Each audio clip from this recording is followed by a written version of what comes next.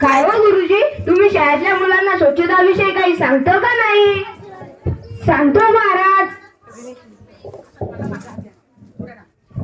मुलांना तुम्ही दररोज आंघोळ करता का? आणि सांडपाणी कुठे सोडता? मुलांना तुम्ही दररोज दात घासता का? आणि धुमता कुठे?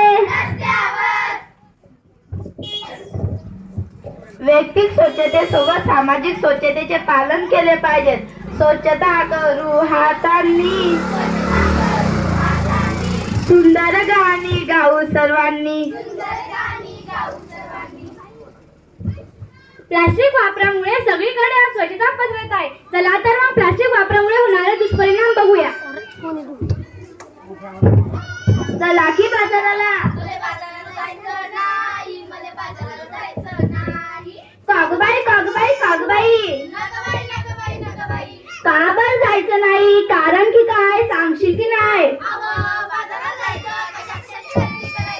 कशा कशाची कशा कशाची?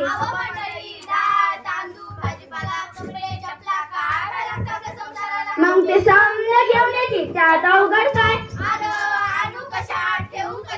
आता तर समजा वस्तू कॅरी बॅग मध्येच देतात की. कसं काय कसं काय? आणि सांडपाणी येतं रस्त्यात, ध्यानात येतं का नाही? प्लास्टिक वापरामुळे आणखी काय दुष्परिणाम होतात बघूया. अव माझ्या हरणी दुधाची म्हैस,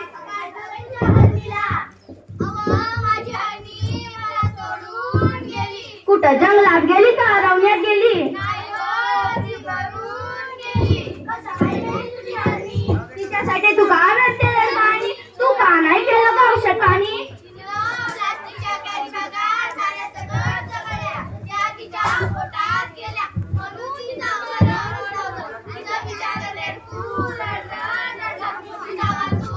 आठवा वर्ग काय करणार रे? आठव्या वर्गाचं बंद, 7व्या वर्गाचं करतो.